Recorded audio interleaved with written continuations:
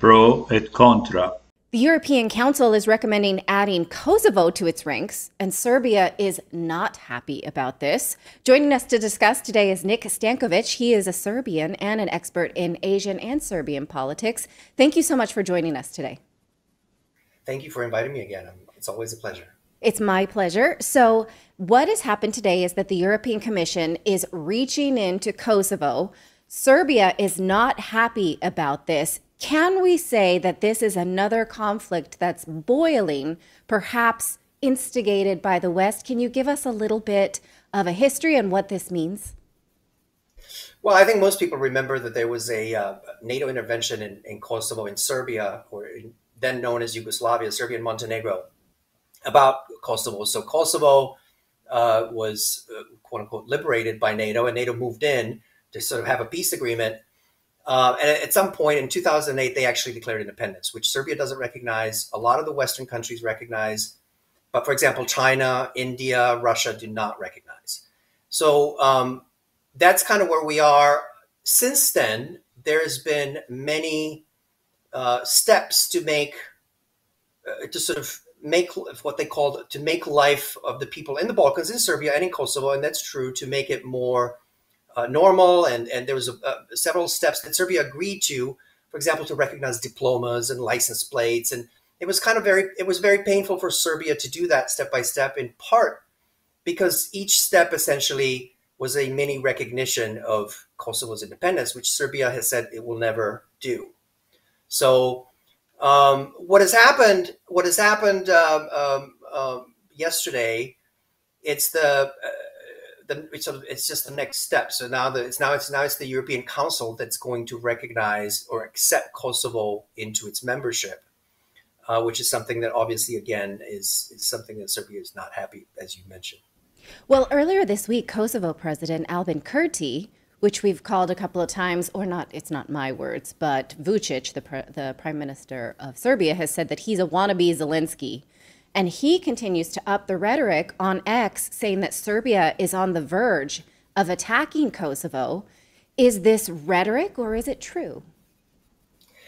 Well, I think it's mostly rhetoric, but it's true that Kurti has been pushing very aggressively for some of these steps, and to sort of making some unilateral actions that even the United States was not happy. There were several, and also the European Union, they were not happy because he's pushing for it, and he's making some of these steps which really aggravate Serbia. And in some cases, and if people remember, I think last year, Vučić even ordered Serbian military to the border, which everybody knew nothing was going to happen. But it's kind of tense, right? It's very tense. Now, for that in particular comment by Vučić, I think it's sort of in jest. However, there is a connection between what is happening in Kosovo and what is happening in Ukraine. Of course, Russia is supporting Serbia by essentially also blocking Kosovo's membership in the UN. You know, they've never actually attempted it because Russia has said we'll put a veto in, and so it wouldn't happen. But also because the situation is not that. There's some similarities between the two situations, and of course, a lot of people in Europe consider Serbia, and there's even, they've used this as well, as little Russia. It's where Serbs are like the little Russia in the Balkans, and also in cahoots. So it's a little bit of, there's a jest on both sides, I think, but there's some truth to it, and both sides are. And I think what Kurti's trying to do is he's trying to sort of escalate his problem or his situation into the spotlight of whatever's happening, because most of the focus obviously in Europe now is in Ukraine and Russia and all that. And Kurti's like, me too, we're there too. It's the same thing, Right. So that's kind of what that is all about. Well, I guess as a Westerner, my taxes are going to drag out a war in Ukraine under this rhetoric that Ukraine is a hopeful and on the up and up democracy, which I reject. So I guess I'm asking, maybe a little bit self-referencing, but are they going to start selling me Kosovo as a beacon of hope Again? that we need to liberate from either already Russia happened. or Okay. That's That has already happening in happened. front of our eyes, is what you're saying. well, actually, that has happened in '99, right? So this is, that's kind of almost what they're trying to do is actually close that story. Part of the reason why they're trying to close the story of Kosovo, which close for them means essentially Kosovo becoming a member of the UN. I think that's sort of the end game. And they want to close that story in part before anything happens in Ukraine or the end of the conflict in Ukraine, which is probably not going to happen very soon. But they would certainly like to close Kosovo because the two situations are somewhat related. And solution for one may actually affect the solution for another one. So, for example, if Kosovo is admitted to the UN, then, maybe what Russia is doing is going to be, the adoption of Donbass, for example, into Russia and all these new regions. Russia could claim the same thing. But so there's actually a plan, and this is something that I mentioned to you. There's actually a plan called the Franco-German plan, which is kind of being hush-hush, and we're not even sort of allowed to talk about it. Well, not really, but I mean, it's not even brought to like the Serbian parliament. It's not being discussed, and even Vučić is kind of not, sort of allowed to talk about it. And the plan basically says, because Serbia said we're not going to recognize Kosovo, right, ever, and Russia has said as long as Serbia doesn't recognize Kosovo, we'll put a veto in the UN. So that's never happening, right? And also China said the same thing because they basically said whatever Serbia agrees to. If Serbia agrees to it, then that's their thing. But if they don't agree to it, we'll just veto it. So what they're trying to do now with this Franco-German plan is to make sure that the plan says Serbia will not object. Okay, so it's not like Serbia has to recognize Kosovo, but Serbia will not object to Kosovo becoming member of international organizations, mainly the UN. And so they brought this to Vučić. They gave it to him. And of course, when so it was almost secret, like nobody knew what it said. And so Vučić came back from this meeting and everybody was like, what happened? Did you sign anything? What does it say? And then he said what it says. And they said, well, did you sign it? Did you accept it? And he said, I did not reject it. Because the plan also says if Serbia rejects it, there will be serious consequences. So nobody knows what that is, of course. And, Serbia has been bombed already. So everybody was like, but so Vučić, he doesn't want to reject it because then the serious consequence, which probably means sanctions and things like that. But so he said, I didn't reject it. Well, did you accept it? I didn't reject it. Okay. And then they asked him if he signed anything, and he said he didn't sign anything. And so a lot of the Serbian opposition, for example, in Serbia is saying, well, we need to discuss this at the point. We have to have a vote. We have to have a referendum. If we're going to accept this plan, then we need to have a vote. But that's not apparently what France and Germany would allow. And Vučić is sort of, he can't really talk about it, but he cannot reject it because rejecting it would be bad. So anyway, it's a very, so that's actually, I think, that's the most serious thing happening right now. This thing with the Council of Europe is uncomfortable. It's just another step. But I think the Franco-German plan is really, really the scary part. Yes. I was reading a book this week called Confessions of an Economic Hitman. Have you ever heard of this book? Oh, I read that. Oh, I read it a long time ago. Yes. Okay. So a lot of times it's in the book, it says that when the West presents a country with a plan that will benefit the West and a leader pushes back, what happens is the jackals come in, which are CIA-backed coups. So this reads to me like a possibility, but I don't know what consequences he's being threatened with. Right.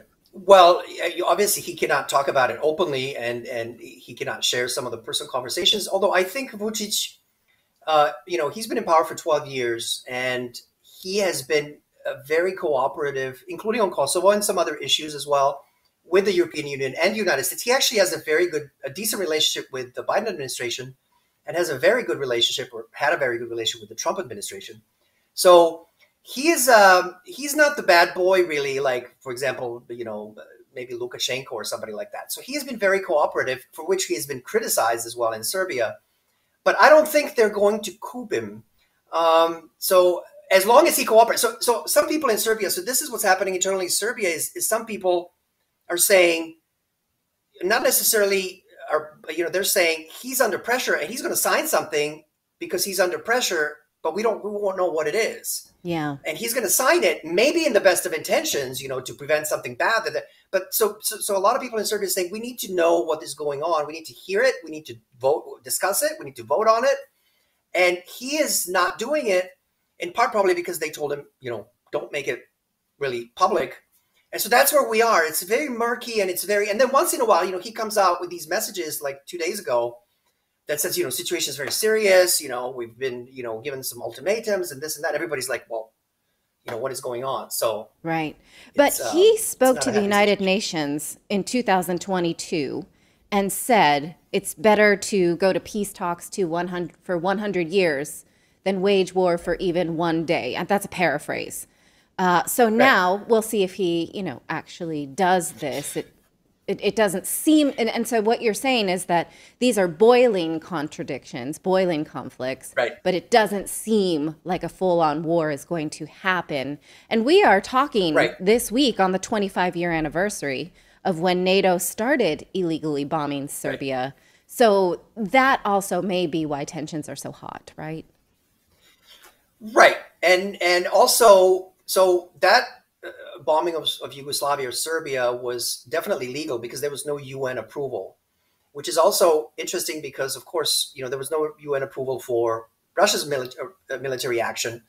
So that's also kind of related. And also NATO is involved in both conflicts, including the one in Ukraine, obviously, even though they say we're not part of it. But of course, we know they are. So there's a lot of things going on. And I think tensions are high, in part because of Ukraine as well. And, there's nothing imminent. There's nothing imminent in terms of any war or anything. But, with tensions being so high, and also the Kosovo prime minister, I think he's not being very constructive. And that's even being recognized by the European Union and the U.S., because the European Union and the U.S. also don't want another conflict, starting in Europe. I mean, they have their hands full with. So there's a lot of things going on.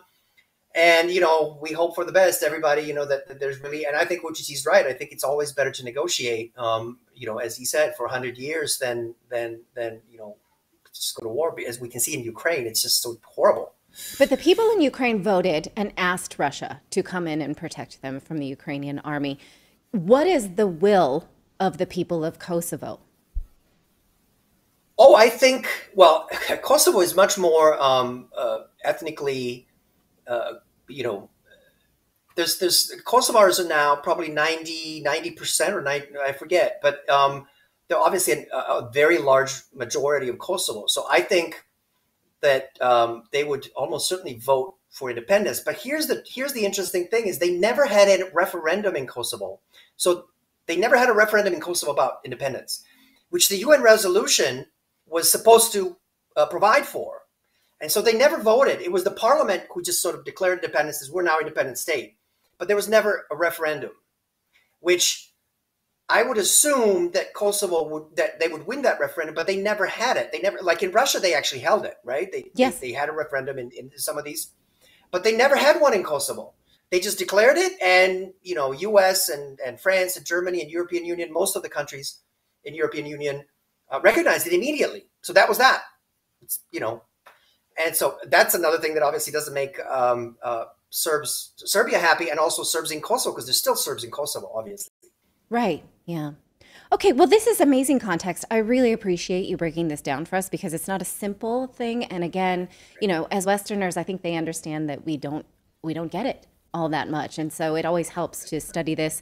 You can follow Nick at Nick Stankovic with an _ on X. And I really appreciate your time coming on Redacted today. Thank you. I really hoped you enjoyed watching this video. YouTube thinks that you'll actually like this next video right here. It's personalized based on your own viewing habits. So if you watch the video, please leave a comment. Let us know what you think about it. And we will see you next time, everyone.